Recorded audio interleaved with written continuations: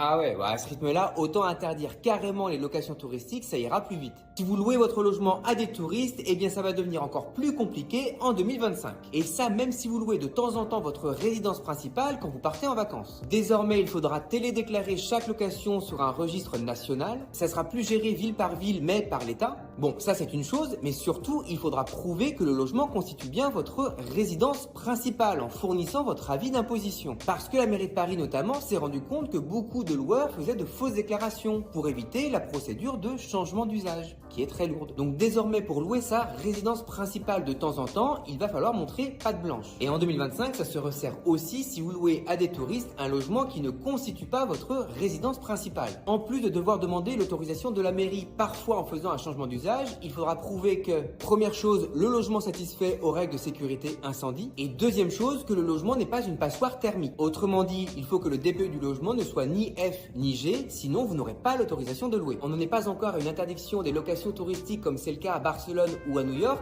mais quand même ça se restreint pas mal.